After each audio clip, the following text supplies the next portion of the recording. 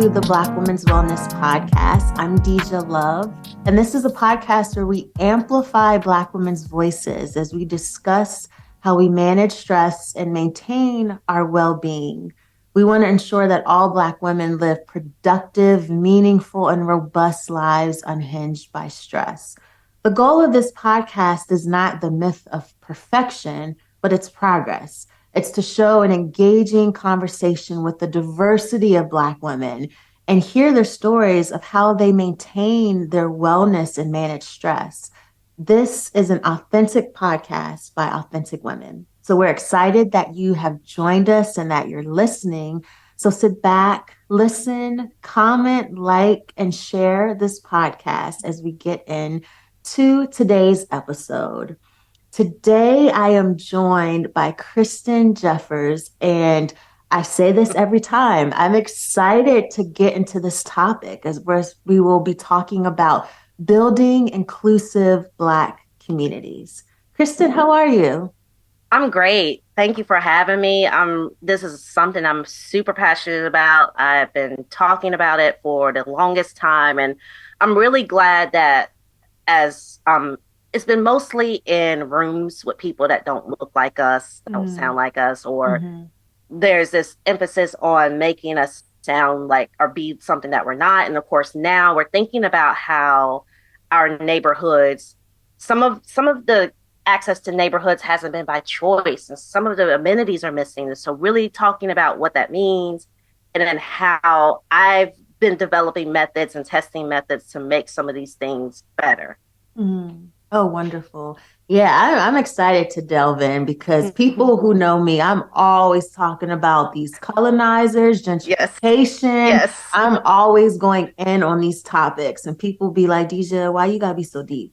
And I'm like, that's what it This is. is So this is I what love it is. that I can go deep with you, Kristen. I'm super excited. Before we get into this great conversation, I want to step back. How do you, as a busy professional, maintain your own wellness and balance? You do one-on-one coaching, you have virtual craft classes, you have speaking events, you provide many services. How do you maintain your wellness while also living and cultivating authentic relationships? Well, what one of the things I do try to do is I try to go to bed at the same time every night. Um, since 2016, I've had the same settings on my iPhone, where in theory I go to bed at 11, and then on the weekdays my alarm goes off at 7. Now, more realistically, lately it's been like I go to bed at 12, but I usually by the 11 o'clock hour, at least as the time of this recording, I'm on a 36-day meditation streak through Insight Timer. That is, anytime I don't do that or be doing that consistently, things get really awry inside my head. So in the 11 o'clock hour, I'm next to my partner. We're either doing it together or we're winding down together, or we've had our intimate time together. The nighttime and taking that time to take that space is very important for me and also hearing positive vibes, hearing beautiful music from across the world, hearing music that's engineered and created to like relax me at night, and hearing affirmations and hearing cheerleading. And of course, Insight Timer has like a variety of people speaking, but especially a lot of the Black folks on Insight Timer are amazing. Yeah, they So are. yeah, Yeah. Layla Delia, Justin Michael Williams, Ruth King, kind of the OGs of like being in the Black Buddhist tradition. Of course, I love a lot of Rev Angel's work and pieces. Could we pause recording? Because I just got to work. Yeah, so Kristen, I love what you were saying. Insight Timer, for those who don't know, is an amazing tool. It's a free app. I know a lot of people love the Calm app, but you have to pay for that. An Mm-hmm. Insight Timer is free, it's open access. There are many guided meditations and just ambient music. And like you Mm-hmm. were saying, Kristen, the Black guides on this app are phenomenal. I mean, I'm always searching out because just like you said, there's power in being able to hear someone of your ethnicity, though we're not a monolith, but hear the vernacular, hear the voice, the intonation, the tonality. It hits in a very different way than hearing a white woman meditating and guiding. That's just, to me, it's not always going to be safe. It's going to immediately elicit a response, just physiologically, and that's my, trauma that And I'm then packing through. also, I like to say that sometimes now there are some white teachers in Insight Tower, Sarah Blondin being one of them, that are also phenomenal. And I think it also speaks to beloved community and respect of like bodily autonomy. Like, we're going to we're going to be Black forever. Like, let me make that clear. We're going to be Black forever. Even we are liberated from this concept and the concepts that have the boxes we have been put in. And so knowing that spirit's light comes in so many forms, and finding spirit, and that's very important for me. Like, I grew up, like many of us, in the Black church. I grew up in a Black church environment, and I still like that gospel-y sound. I don't always like a lot of the dogma and the religious part of it. Of course, I'm for the record, as much I identify and align with Black womanhood, but I live in this world as someone who is a non-binary femme. I use she, they pronouns. Like Janelle Monáe, Black womanhood's important, but there's like a plus sign to it. That's how I define it. That everybody defines this, but Black womanhood is a place I like to hang out in. Yes. And of course, I'm also with a Black masculine center lesbian who is a phenomenal and amazing. And we're kind of like a Justice League dream team out in the world. And so that is also helpful. Now, of course, balancing the things that I have, like I've been working, especially at the time of this recording, to communicate better with the people that I contract with and I work with. That's another thing. Like I've been focusing on shifting from working for to working with, and making sure that the numbers in these work with arrangements are fair and accurate, and then can pay for the amenities and the needs that I need. That is a journey I'm on right now, especially for 2023, to get the numbers up. I use the advantages, live in the state of Maryland. Maryland is one of the more generous states for like social services and, healthcare and all those kinds of things. And of course, we're not being threatened by some of this other stuff going on in other states. Now, we have pockets of our state that do not affirm the humanity of everyone, namely Black folks.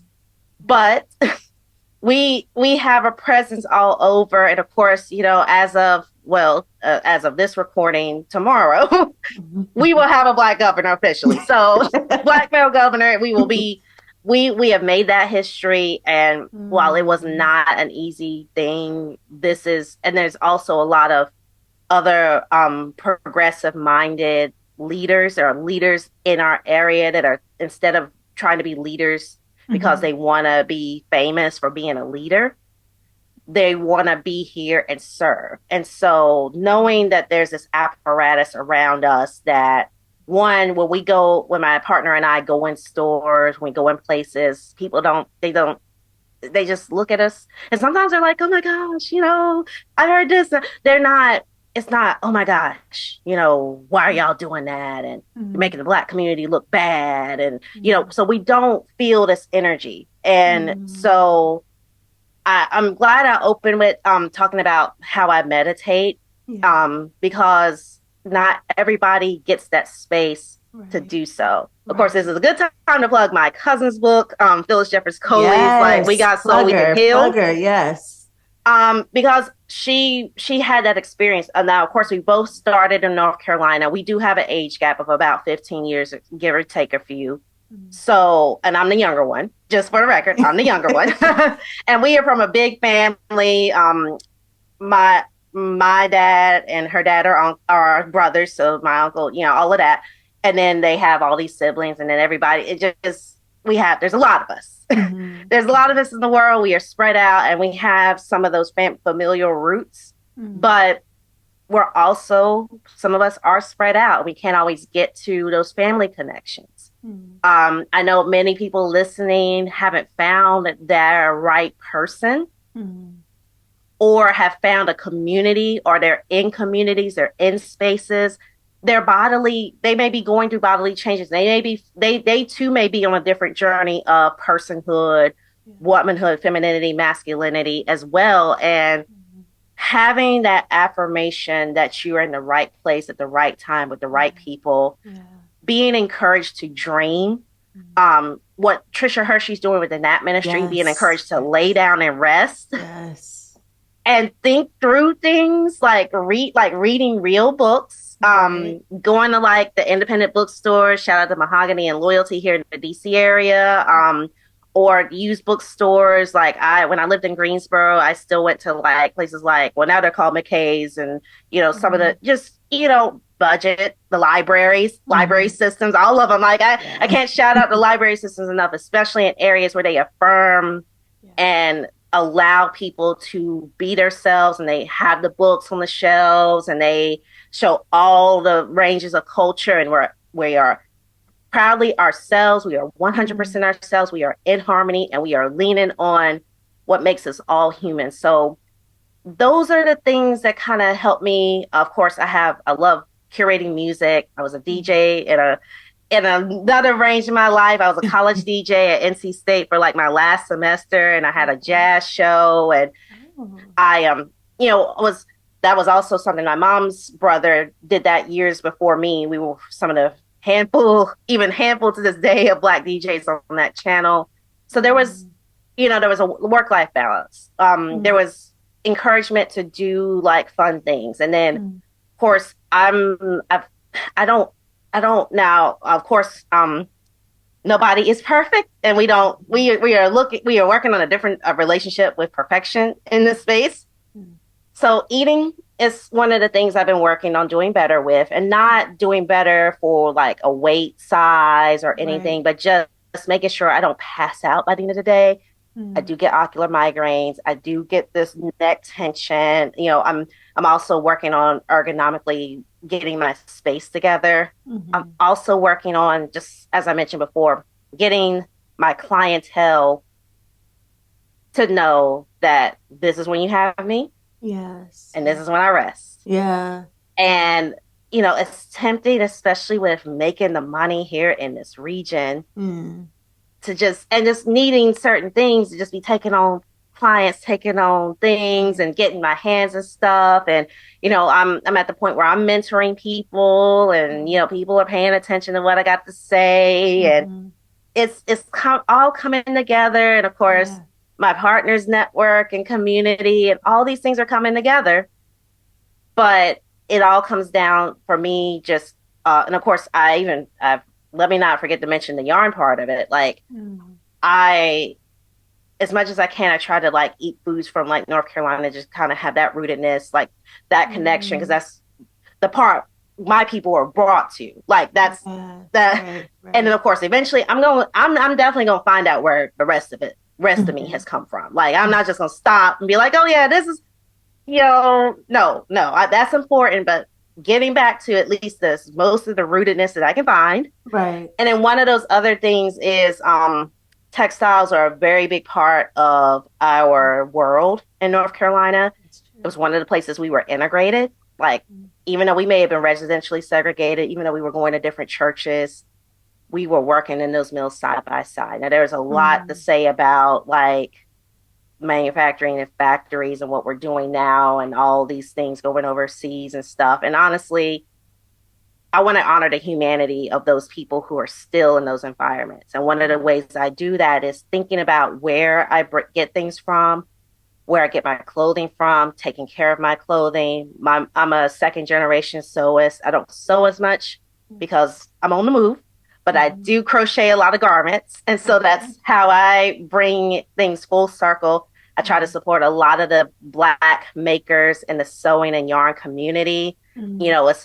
This is a very special gift for a lot of us. A lot of people don't realize how much dressmaking, quilt making. Now, some Mm. people do. Now, I want to shout out everybody that's listening that does. I want to Mm. shout out my folks. Like, obviously, I mean, Dr. Lisa Wolf was listening with Black Woman Stitch, Mm, obviously your mm, work and so many others that are merging our historical, our cultural, and oh yeah, we do this thing and doing it kind of in a meditative way is relaxing, it's mm. fulfilling, and it gives dignity back to those who unfortunately don't have any other choice but to work in these mass produced factories. Right. Like I try to honor the objects that come into our home Mm, because somebody made them. Somebody mm. made them by hand or they operated a machine.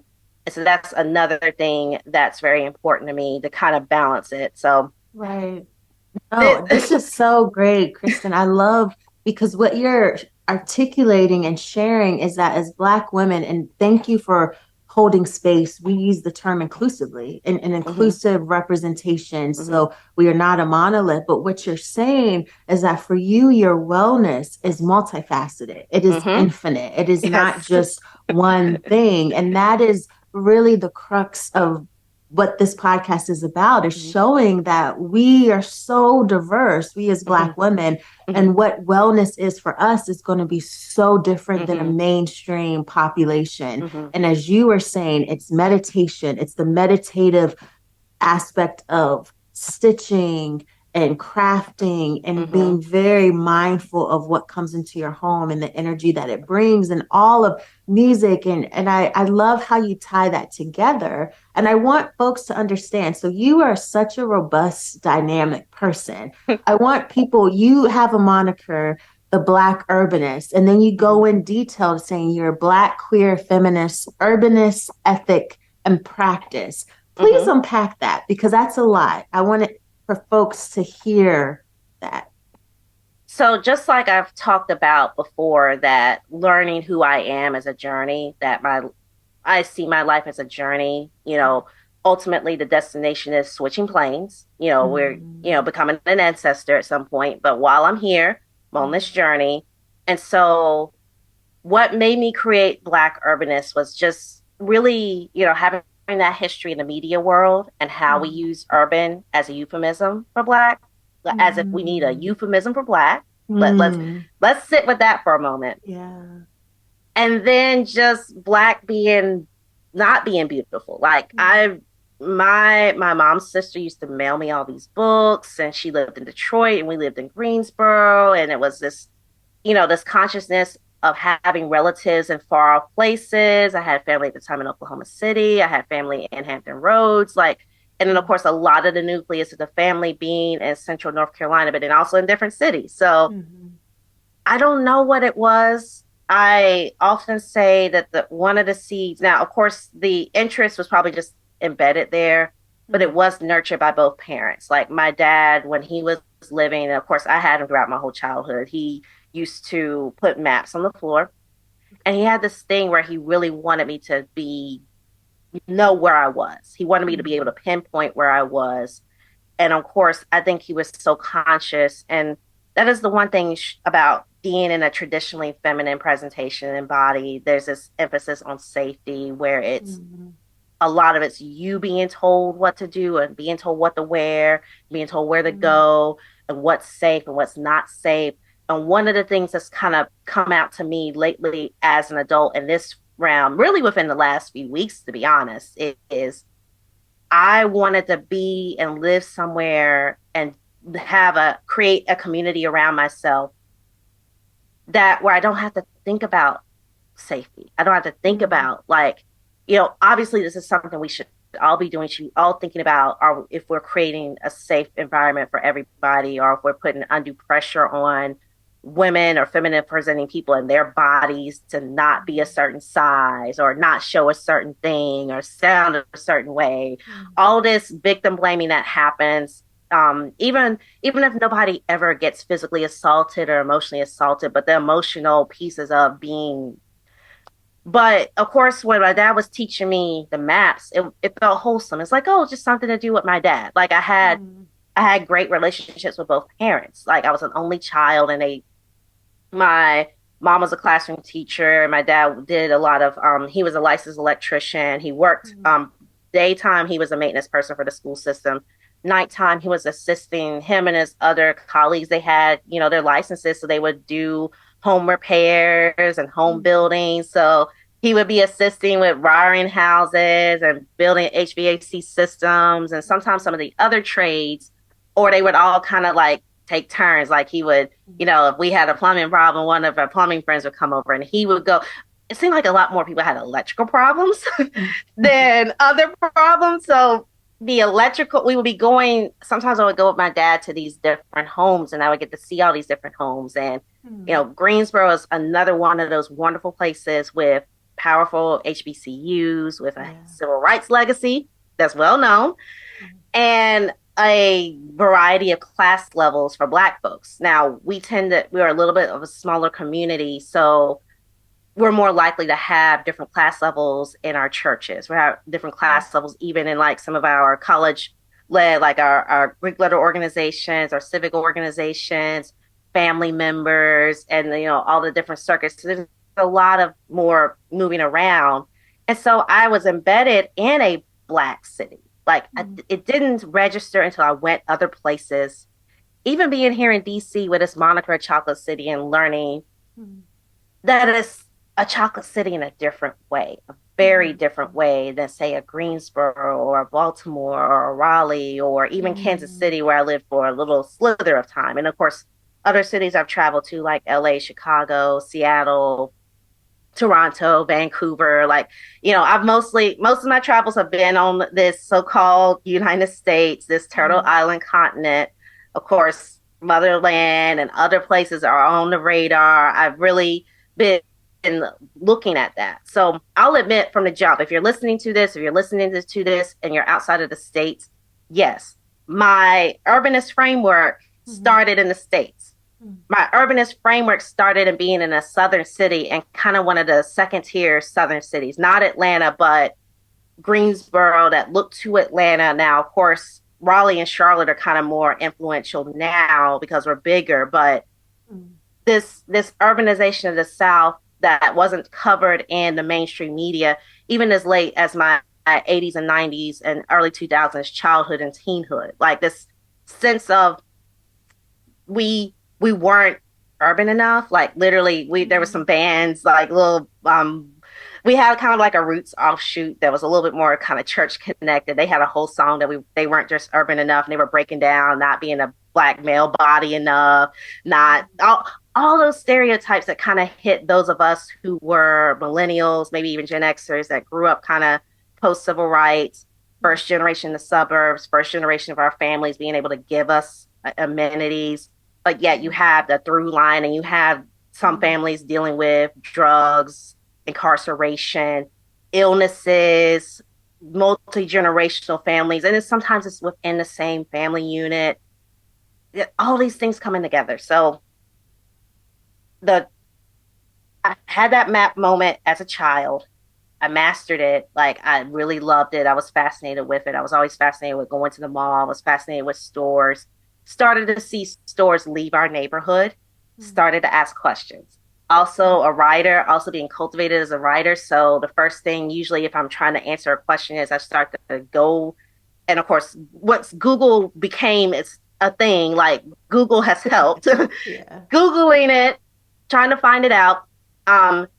I I graduated into the 2008 recession, had worked in some organizations for a little while, but the recession called up to me. And of course, I didn't realize it then, but I was kind of in that early stage of what a lot of people have gone through during this pandemic period of the discrimination, the office-based racial aggressions that happen that are kind of in context to an office setting, but they're still racist and they're still harmful and they're still hurtful.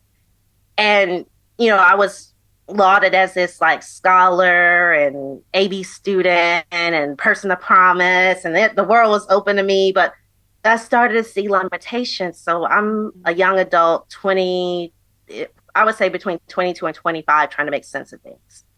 And I land on the nonprofit sector, and then I also land on community and economic development. And thankfully, when I moved, my graduate school program like gave me almost a full ride, at least for the first year.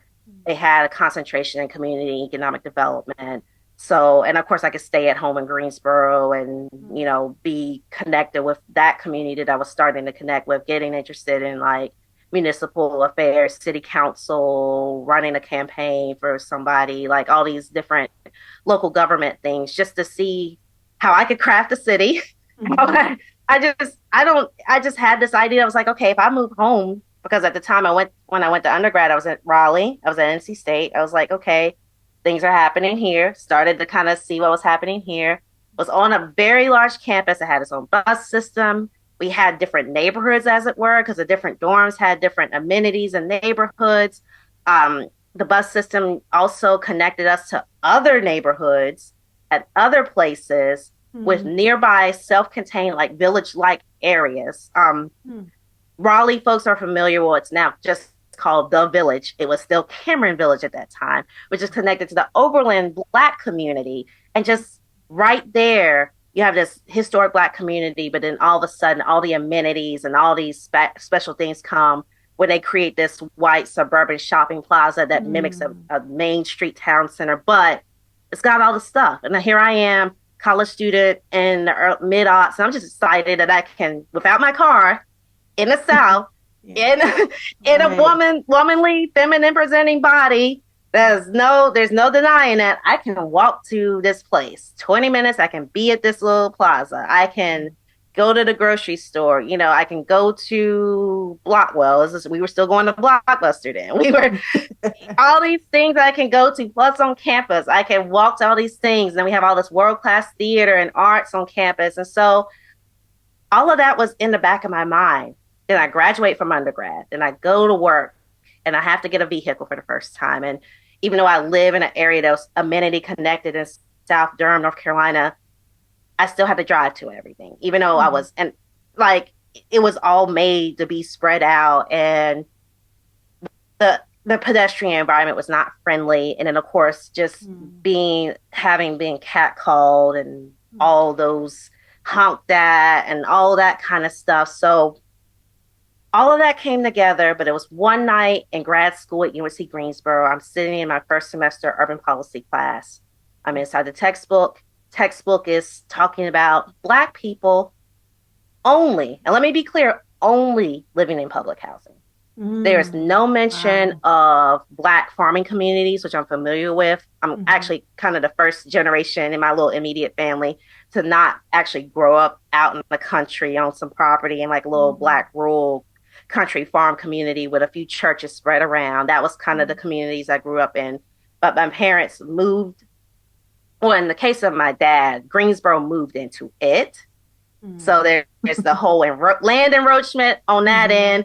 And then my mom got like her school system job. She went to Bennett College. So, of course, she moved closer into town to attend college and then start working. Mhm. And so I'm in this graduate semester class in 2010, in the fall of 2010, and I'm in this textbook, and there's just this experience. And then I'm also Mhm. learning about different cities and how different neighborhoods were redlined, Mhm. how redlining may not have even been a factor. It may have just been straight up racism that Yeah. still can lingering. Yeah. Like all this stuff is coming together. And I'm trying to make sense of it. And then of course I had my comms and kind of branding and marketing undergrad at NC State. And I was like, let me pull it all together. And so I Googled and Mhm. this is in the early stages when you Googled something that wasn't necessarily trying to sell you stuff besides what was on the side of the page. Mhm. We didn't even have the email. No, well, Gmail had happened. Like we had Gmail, but we were in the early stages of Gmail. We were in the early stages of chat, but I could still Google something like the Mhm. first thing you used to Google and get a search line. And so at that time, there weren't there was not a website called the Black Urbanist. But I want to be Mhm. clear that there have been scholars, architects, Melvin Mitchell. There's a Mhm. sister elder who's passed on in Pittsburgh. She was considered a Black urbanist. There has been articles written in the last 10 years about how June Jordan was looking at building a village with Buckminster Fuller And so I consider her a Black urbanist in that she engaged in the architectural side of things. Of course, she also contributed to the culture, but she also had Mm. a wee bit of architectural insight there. Mm.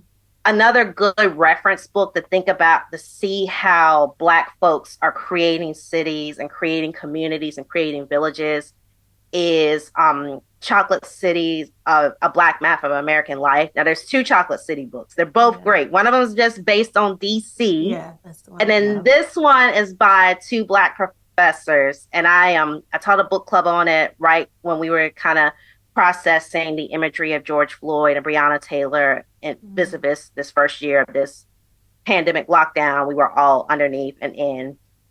And just this concept of thinking of the city and thinking of how Black folks experience urbanization, Mm-hmm. suburbanization, whether or Mm-hmm. not that's something we get to choose to do. Like that is what I study, and I kind of study it independently. Like right now, I'm working on independent course study. When I taught Chocolate Cities in 2020, that was kind of a test drive. But Mm-hmm. what has also been growing is especially after I moved in with my partner and I moved out here to Oxon Hill. Before I was living in downtown, well, not quite downtown DC. I was living near Howard University. Mm-hmm. So slightly different neighborhoods, but still somewhat similar racial dynamics. But moved from being in kind of a streetcar suburb neighborhood, which technically that's the neighborhood around Howard was rural. Those who know DC history are aware that if you're on, and if you know DC, you know U Street and Florida Avenue, that is a hot spot. That is Yeah. one of our Black Broadways. Yeah. So Yeah. Kristen, let think, me stop you there because I yeah, think because I I would love for you to define when you talk about Black urbanism hmm and being a Black urbanist in the context of building inclusive Black communities. Can you define that? Because you made the statement, which is so important, that it has become ubiquitous urban as a synonymous, as a synonym of Black. And sometimes or often it's a very negative connotation. It's not hmm like, oh, come to our urban neighborhood. It's very pejorative. So tell us what is Black urbanism? So, of course, let me break down the definition. So, I define urbanism as like the bringing together of ideas and buildings and people, like the creation of a village. Okay. However that happens, like you can literally have like a small village of 800 people that seem like they're out there in the woods, but they've built all the amenities. They have a community, they're together, and they have a little town and they're self-sufficient. And that could be all Black folks. And Mm-hmm. that's kind of what makes it Black. Like, Mm-hmm. people from in the African diaspora. And if you have any tie to the African diaspora, and of course, obviously, the skin tone makes a difference as well. Because, with people who are aware, if you're really thinking about it, and of course, some of that Blackness is like those of us who are part of ancestors involved in the slave trade who were enslaved or who were brought at least to the North, what we call the North and South American continents against their will, or in this are people who were colonized on their own continent. Like there's definitely all the tribes that are linked into, like, of course it's kind of easier now to talk about this with movies like Woman King and Black Mm-hmm. Panther that show African civilizations, show what they could look like in this day and time, or at least show what they did look like in the 15 and 1600s before people were started to be imprisoned and sold. And then when chattel slavery here in these continents got worse because of certain products being needed. And so those of us who have that cultural tie, those of us who have that tie, not, I don't have drops. I don't, I'm not out here to debate, especially not in my skin tone range, and especially not living in DC where there's all different color lines and all different Mm-hmm. distinctions and everything. My parents identified as Black. They are different skin tones. There's all the different skin tones in the family. There is records of us being having relationships with enslavement and to a certain degree sharecropping. And then also we have that relationship with being freedmen and having property given and stewarding property vis-a-vis all of the dynamics that would seek to ruin them, like the Ku Klux Klan and segregation Mm. in like town spaces. So I have, if you go on my website, I have a even more articulate way that I write all these things out, but I want to Mm. make that clear for people. And then plus, one of the other things I've noticed is that like when it comes to gender and sexual identities, Mm. and also the respect of what is things that are considered traditionally feminine, there is a disdain there. So I wanted to lift up feminine coded things, but Mm. not root them and lock them into a gender identity that's determined at birth. Mm. I also wanted to lift up all kinds of gender identities and sexualities, and I wanted to have people to find themselves there. I Yeah. also, even though it's not kind of in the long name of this ethic, it's inclusive, like ability wise. One of my goals is to continue to consult with folks who are in the deaf community, Mm. people who are dealing with more vision issues than I am. Yeah, I'm nearsighted. I cannot see really well without my glasses. I cannot drive without my glasses, but I do have corrective lenses, but others don't. And there's a Mm. community of people that, yeah, just the disabled community. And of course, having gone through this pandemic, I've become a better ally advocate, both for myself and the things, limitations I have, as well as Mm. learning that, hey, we make so much stuff to be exclusive. Right. We make so much stuff that makes us want to be, wider, straighter, Mm. taller, skinnier, Mhm. wealthier, and not like wealthy in the sense of like, I mean, the earth is ours. Like all this stuff is Mhm. ours, but just all these restrictions on how we get it and what we do to get it and all of those kinds of Mhm. things. So I wanted to put this like thought process both in an academic sense Mhm. in the classrooms in those textbooks. I wanted textbooks to start thinking about Black life and people, Mhm. feminine people, women, whatever, and queer people, not as a monolith. I wanted our textbooks to not just have the one person in the wheelchair symbol, and then just leave disabled people at that. I Right. want us to think about how the different places, like the different parts of the earth that we are on, influence our peopliness. Like the Mm. diaspora is very much a real thing, and just seeing all the African cultures that are on continent and then on the other continents and all the things Mhm. that make commonality and Mhm. community around that.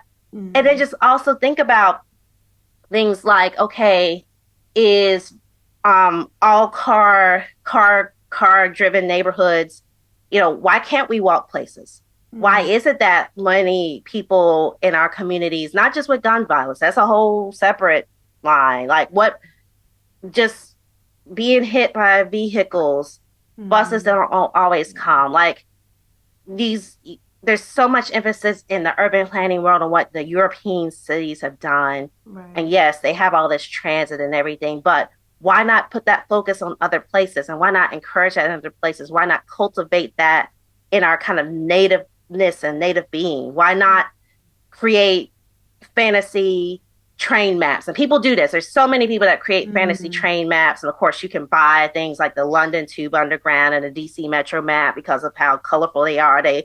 People like to just look at them, Yeah. not study how to make them better, but even just look at them. And I'm like, well, gosh, what if we had a metro map of like African cities or Latin American cities, Mhm. honoring the indigenous Americans and the indigenous Africans and honoring these cultures that were colonized and stolen and how we came together. Like, you know, and of course, the new Black Panther touches on this a lot. The Mhm. Wakanda Forever movie touches on this a lot. The Tenochtitlan civilization that was very Mhm. real. And then, of course, with Mhm. Woman King, we look at the Honey Kingdom and all these Mhm. civil cities that were created pre-colonialism, or at least cities Yeah. created under different Mhm. regimes and transportation options and technologies. And Yeah. so that is why I wanted to lift these things up. But in the interim, in the meantime, Mm. I'm trying to find somewhere where I can get my hair done decently. I am trying to find a church or even sometimes even like sanghas and like more meditative spaces Yeah. that honor the full self of me. Mm. Um, being able to not have to drive everywhere, being able to walk places, being able to go out in nature. Like Mm. people try to gatekeep nature and make nature. And of course, unfortunately, some natural areas were segregated years ago. So really going into spatial environments and thinking Mm. about spaces and thinking about things like just like we talk about the beauty shop and the barber shop being clear spaces, the black Mm. church as a space, Mm. schools as a space, whether or not we have healthcare access, like where is the hospital? Is it a place in your Mm. community or is it somewhere that's so far away on the other side of an ambulance? Is the closest one even safe? Or will you come out of that place alive? Like Right. Right. really asking ourselves, do we have the places, the physical spaces and places that speak to our immediate needs? And of course, once again, context is Black American, Black queer American, Black feminine presenting American in the Mm. DC metro area that also has roots in North Carolina and still kind of tries to promote that. Doing all of that. No, I get that. And Yeah. it seems like what I'm hearing you say, it's informed by your very comprehensive your origin story, Mm-hmm. being from the South, Mm-hmm. your father instilling in you this Mm-hmm. appreciation of maps, which then Mm-hmm. springboarded into when you're in school and you're being presented with this very Eurocentric whitewashed concept of urbanism, and it just being at countering what everything that you said.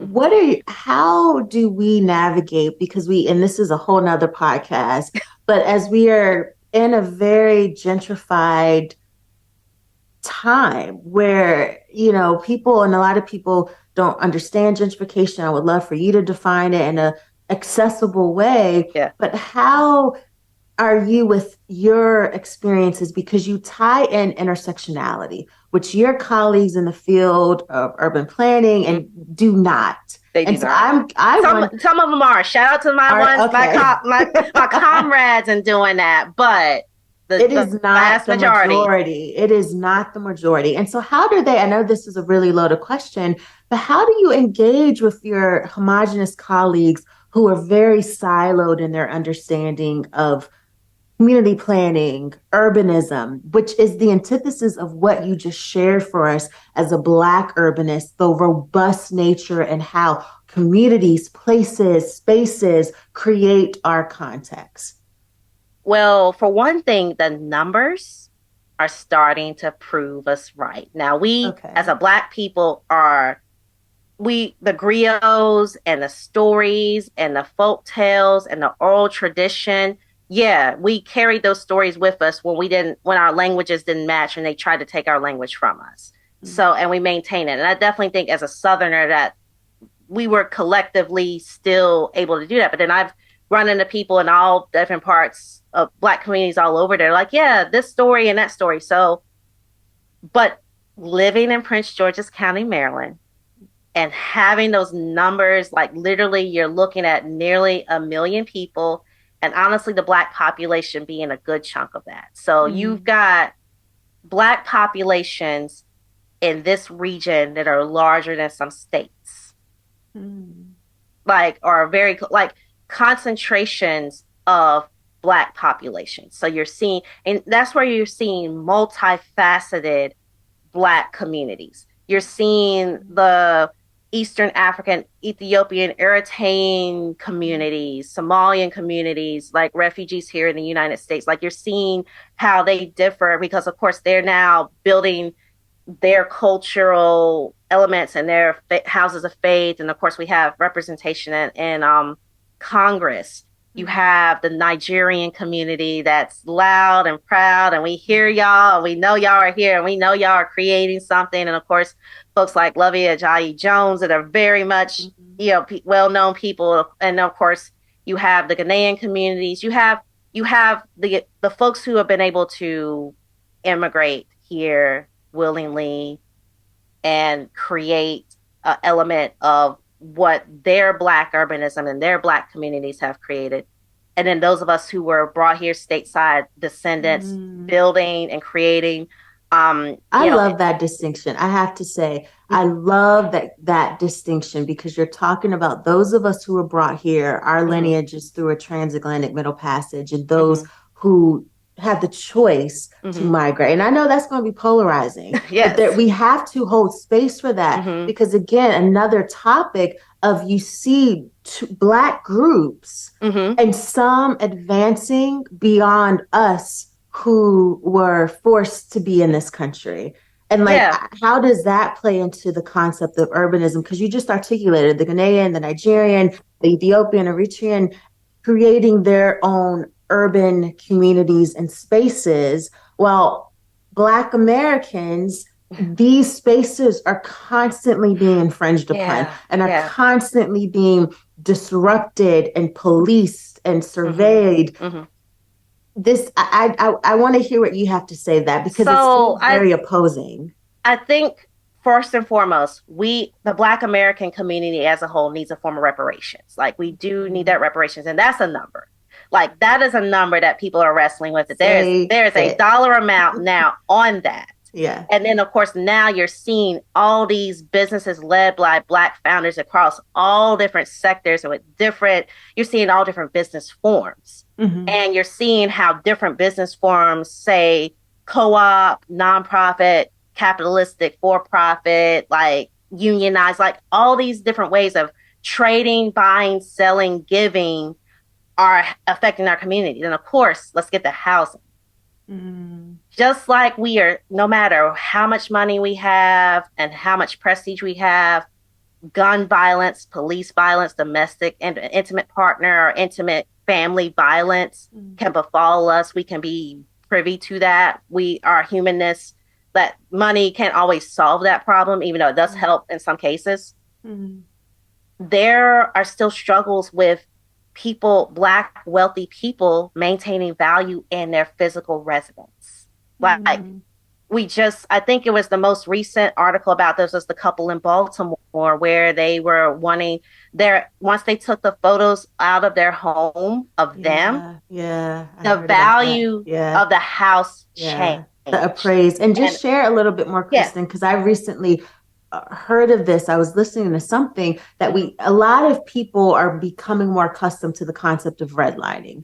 But then this Yes. new concept that compounds redlining Mm-hmm. is this disenfranchisement of appraisal values that the data is showing is what you're saying that Black and Brown communities and families, our home values are substantially undervalued. And like you mentioned, the one family, when they removed any type of ethnic Yeah. symbolism, hair products, clothing, Yes. Yes. dresses, Mm-hmm. African art, the Mm-hmm. appraisal doubled than what was Yeah. initial, and I Yeah. think there was a documentary about that. I forget the journalist from PG County, Yeah. Black journalist. It was a family in the Bay Area and their Yeah. home was being appraised at 500,000. But Yeah. then they had their white friend, Yeah. and we'll have to link in the show notes, who stepped in on their behalf as they removed everything, and the home appraised at 1 million, or actually it was over a Well, million. so much to let's just roll back because I definitely want folks to think about gentrification and what it really is. So, Mm.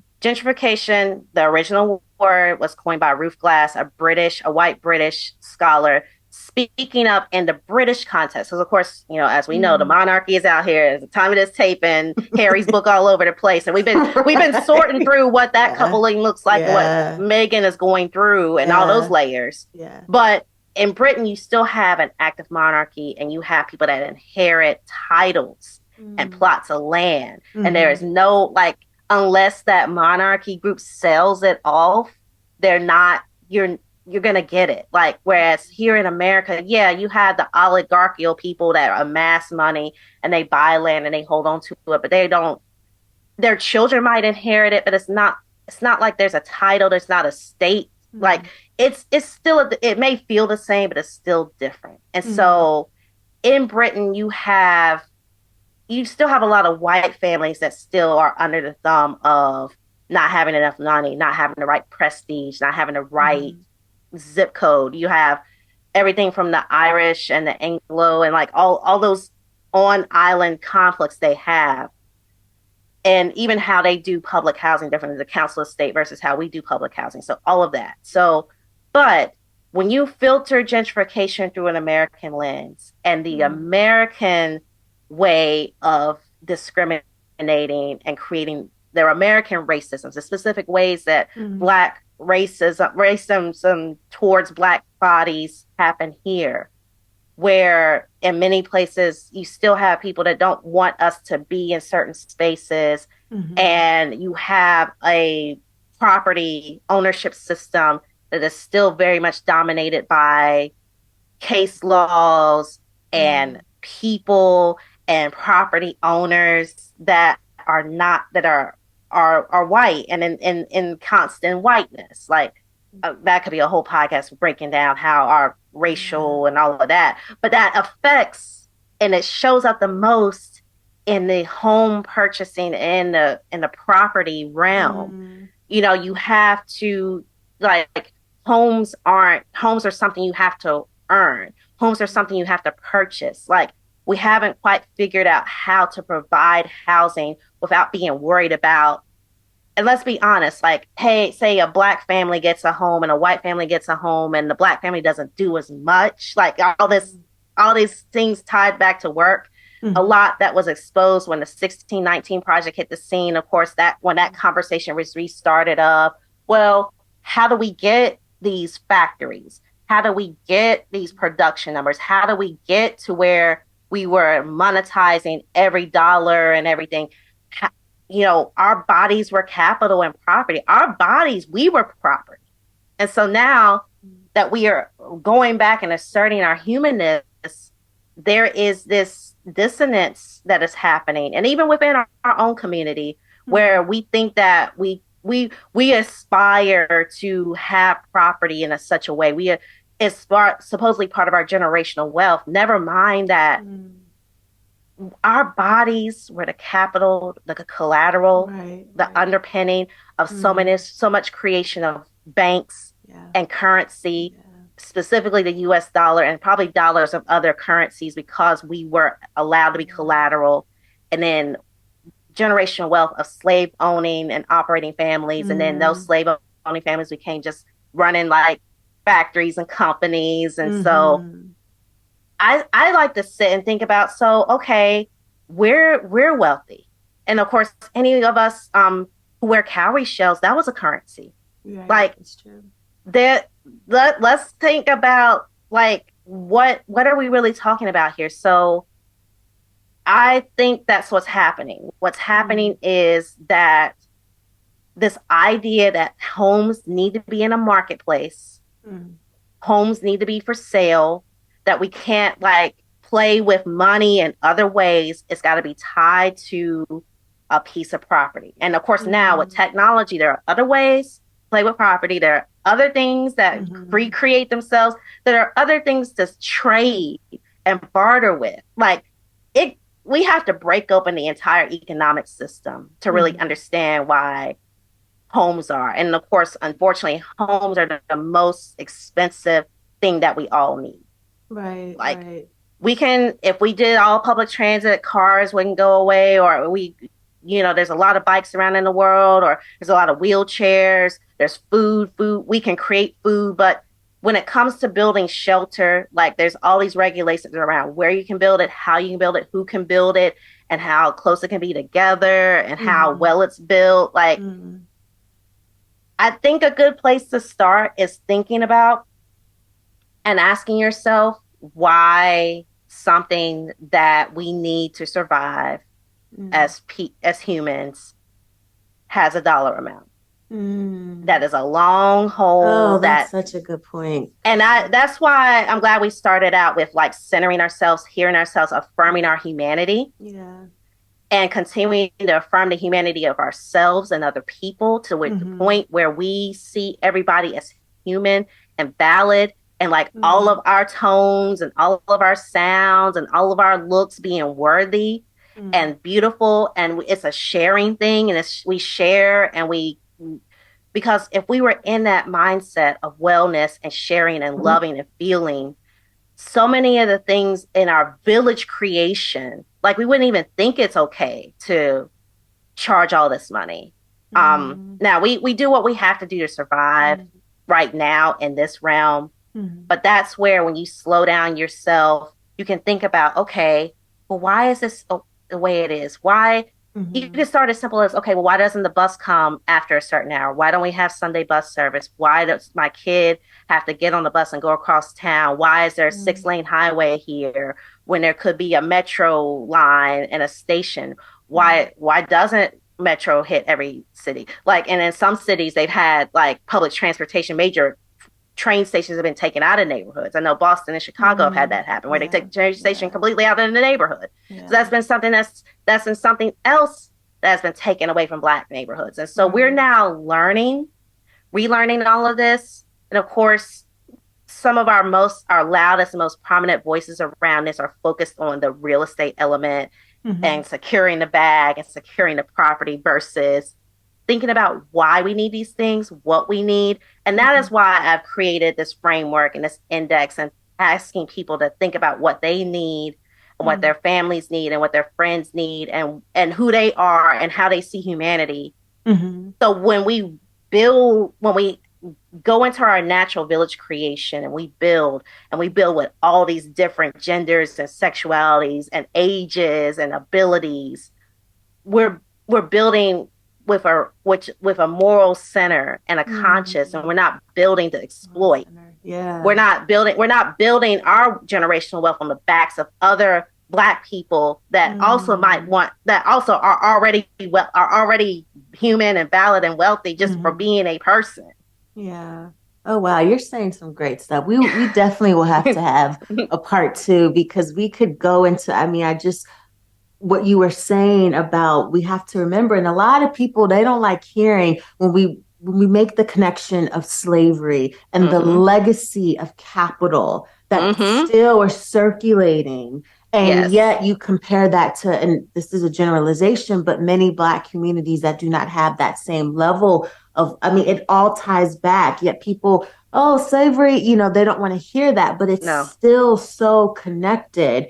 And what you were saying about our North Star and building communities that have a moral conscience, that's us rebuilding our Black Wall Street. That's us rebuilding Greenwood, Tulsa, Mm-hmm. which was as we were thriving, an Mm-hmm. independent community, had Mm-hmm. movie theater, skating Mm-hmm. ring, all these Mm-hmm. things. White supremacy burned it down, and it is Yeah. still Yeah. recovering. I Yeah. think as we're wrapping up, because there's so much more we could say, Kristen, as we're wrapping up, what are your final words and just words of wisdom that you want to leave with our audience and listeners as we talked everywhere about building Black and inclusive communities, but what are your last words that you want to share? I would say, since this is a wellness show, really take the time to get to know you.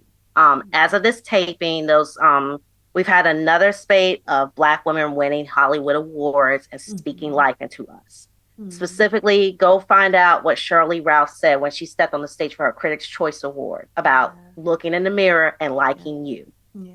Start with the mirror, start with you, start with thinking about like, and that's why it's good to have a nice free app that talks and asks you to rest, think of yourself, think of your favorite things, your colors, your sounds, your Mm-hmm. tastes, the things that you need.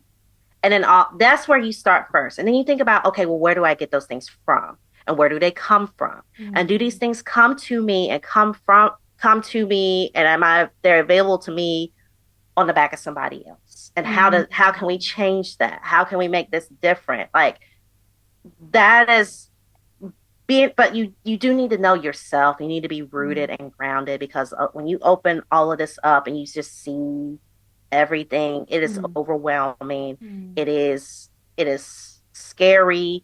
It is shocking. There's so much there that can really make you discouraged. It will take you on a journey. One other thing is I forgot to mention, I do speak to a therapist. I do Wonderful. someone that is trained professionally to help me unpack the traumas, the Yes. workplace traumas, learning why, like when I as reading all these books and reading all this awful history of like people not being able to get houses or people's, seeing slavery, like and seeing people enslaved and then losing family members. My father was murdered in his home. Thankfully, I did not see him in that state. There's traumas and triggers and everything that we're dealing with, knowing no matter where we are, what situation that this form of life has put us into, being able to come inward and come to ourselves.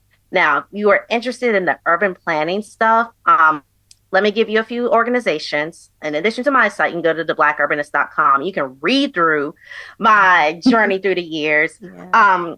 I'm not sure when this episode will drop, but at some point in the calendar year of 2023 is my goal to have my memoir manifesto, A Black Urbanist Journey to a Queer Feminist Future, at least in an ebook version, if not in other versions. But I have worked hard to write, and I'm actually a better writer because I can go Mary Chase in speaking. It's hard to like put my words sometimes in an hour long, especially since the pandemic, when I don't hardly talk to anybody outside of my house. But I do have a book coming out.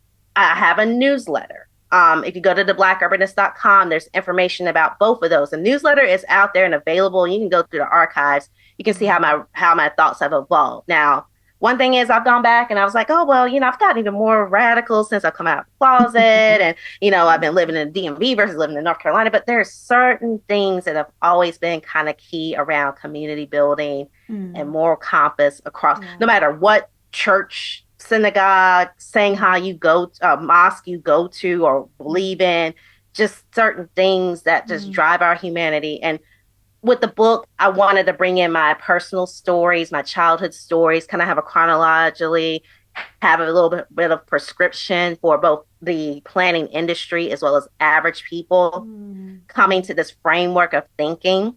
Much like, our health community, you have your health practice, you have folks that are more into engineering, more into like history, bringing it together in an interdisciplinary format that's accessible, that's in stories, that's, oh, well, Kristen was going through this, and Kristen's a typical Black millennial with some class privilege and, growing up through things, but putting that together. And of course, that's just going to be the first book. I'm down the line after this book is out here that I'm going to do like kind of more of a textbook. I want a textbook out there because I want people in my position in a classroom to open up that textbook. I'm also creating of course, the index is mine, and that's why it's the Jeffers Index for Black Queer Feminist Urbanism, because there are Black Queer Feminist Urbanisms. There are Black Urbanisms, and I want to honor that. Black Feminisms, just like my colleagues in Black Feminists and comrades in Black Feminist Future, there are multiple feminisms, urbanisms. Queer, there's a spectrum of queer, gender, sexual identities, like that, and where we are positioned on the earth is variety. But I wanted to show how you can make a data point. I wanted to take, I'm taking maps, I'm searching maps right now, I'm pinpointing locations of things that I like in every major US city, and I'm putting them in this place so that if you wanted to live my Black queer feminist urbanism, you can have it. And you can be encouraged. And I've got a workbook page for you to create your own Black queer feminist urbanism or your own Black urbanism. Like, okay, if you got children, you need a certain schooling environment. If you have elders that need certain health environments, like if you need a certain spiritual environment, like kind of like you get those workbooks and, the little printables, and you print all the things out for, okay, these are the things I eat in my house. This is my menu. It's going to be kind of like, okay, this is where in these places, this is my little personal green book. Like, I think that's, the best analogy is your personal green book. Having a Black queer feminist green book. So when you open it up, okay, this is where we are. This is where we're at. This is where you can be found. If you have work trips, or if you just move somewhere, or if you wake up one morning and realize, hey, my gender and sexuality aren't exactly what I thought, and I'm not necessarily in a space where I can process that properly. But I know I'm Black. There is a Black place. There is a Black institution a place that understands what we're going through when it comes to healing from racial trauma, police and state violence, from not getting enough financially, from being like gaslit and redlined, and somebody that knows how to do your hair properly, somebody that knows how to fry a fish the way you want it, if you want that, or if you want fried tofu, whatever it is, keep or struggling with rent or getting a home or whatever.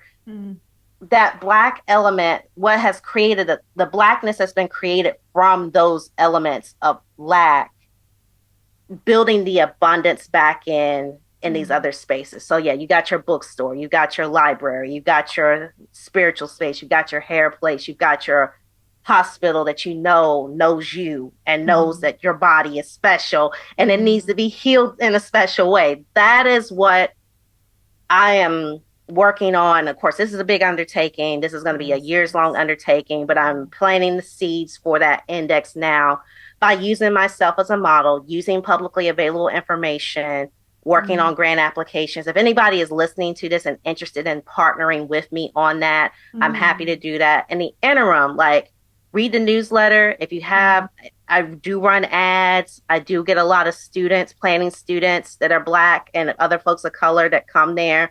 A lot of queer and trans students that read the newsletter because it's a safe space for them. And likewise, the site and, mentorship and everything. So those are all the things that are upcoming. And those are all the things that when you go on my site, you can find. But of course, I did say organizations, of course, Black Feminist Future, Black Space, Equicity, which is more Chicago based, but it is a model for how we can organize for mobility justice and from a Black lens and in Black neighborhoods and think about mobility, people powered mobility from a Black perspective.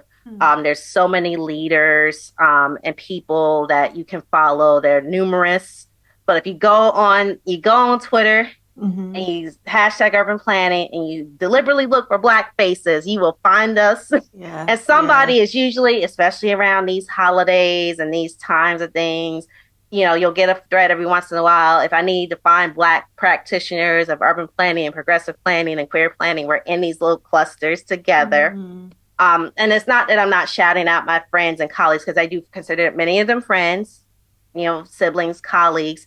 It's just there's so many voices and some of them are right in your neighborhood. So don't just like follow me and make me the expert. I say on my site, I'm not the only Black urbanist. I want you to find your Black urbanist both inside your community as well as within yourself. Thank you, Kristen. We definitely have to do a part 2. This was so great. I appreciate you just dropping all these gems and knowledge and breaking down these concepts. And I appreciate you. And we thank you all for listening to this episode of the Black Women's Wellness Podcast. Continue to check out our upcoming bi-weekly episodes. Subscribe, follow, like, and connect with us on our website, thebwwa.com.